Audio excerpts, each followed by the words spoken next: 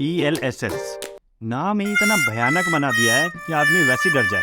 ELSS equity link saving scheme. पहले equity को link करो फिर सेविंग स्कीम। अरे भैया इसका नाम सिंपल सा रखना चाहिए, tax saving fund.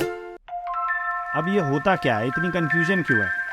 Equity link saving scheme ऐसे फंड होते हैं जिसमें यदि आप इन्वेस्ट करते हैं तो आपको उससे टैक्स में रिबेट मिलती है। कुछ इंस्ट्रूमेंट तो ऐसे होते हैं वो सिर्फ बेचे ही ये बोल के जाते हैं कि भाई उसमें आपकी टैक्स सेविंग होगी, रिटर्न भले ही कम मिल रहा हो। तो फॉर एग्जांपल इंश्योरेंस पॉलिसीज आपको इसीलिए बेची जाती है आपको ये बता के कि भाई इसमें टैक्स सेविंग होगी, और लोग आंख बंद करके वो ले लेते हैं, ये भी नहीं सोचते कि उसमें रिटर्न कितना आएगा कितना नहीं आएगा।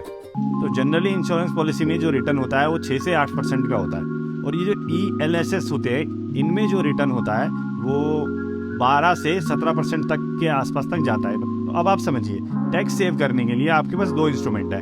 एक है जो इंश्योरेंस पॉलिसी के नाम से है, उसमें आपको 6 से 8% के आसपास रिटर्न मिलता है। दूसरा है जो म्यूचुअल फंड की फॉर्म में है, उसमें आपको 12 से 17% के फॉर्म में मिलता है।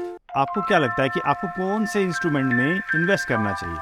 क्या मैं अपने टैक्स बचाने के लिए सिर्फ 6 से 8% ले लूँ, या मैं अपना टैक्स बचाऊँ और 12 से 15% ले लूँ? अंडर सेक्शन 80C आपको टैक्स में रिबेट लेने के लिए ELSS फंड का इस्तेमाल करना होता है। ELSS फंड में 3 साल का लॉक इन होता है, मतलब कि आपने आज इस साल में इन्वेस्ट किया तो अगले 3 साल तक आप वो इन्वेस्टमेंट को निकाल नहीं सकते।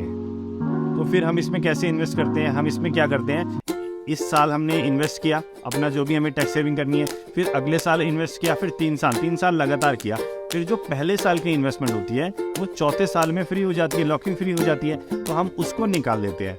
ELSS फंड में लोग क्यों इन्वेस्ट नहीं करते?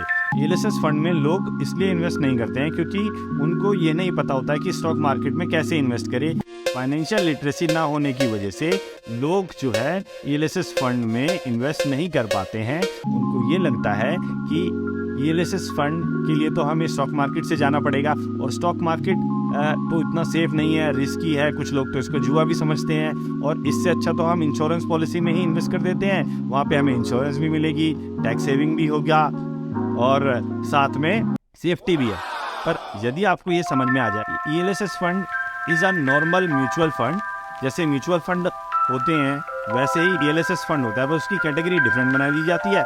अगर आप ELSS फंड में इन्वेस्ट करते हैं, आपको जो रिटर्न होता है वो इंश्योरेंस पॉलिसीज़ के या फिर बाकी जो टैक्स सेविंग इंस्ट्रूमेंट है उनसे ज़्यादा मिलता है। फॉर एग्जांपल समझिए, यदि आपकी इंश्योरेंस पॉलिसी में आपको रिटर्न मिल रहा है 6% और यहाँ पर आपको मिल रहा है 14%, छोड़िए 12% समझ लीजिए, तो 6% पे जो पैसा आपने इन्वेस्ट किया है वह आपका 12 साल में डबल होगा। तो समझिए, यदि आपने 1 लाख रुपए इन्वेस्ट किया इंश्योरेंस पॉलिसी में और 12 साल बाद निकाला, तो वह पैसा 1 लाख का 2 लाख हो जाएगा 12 साल में। ELSS फंड में यदि आपको 12% मिलता है तो वह 12% के हिसाब से पहले 6 साल में वह 1 का 2 लाख हो जाएगा, फिर अगले 6 साल में वो 4 लाख रुपए बनता।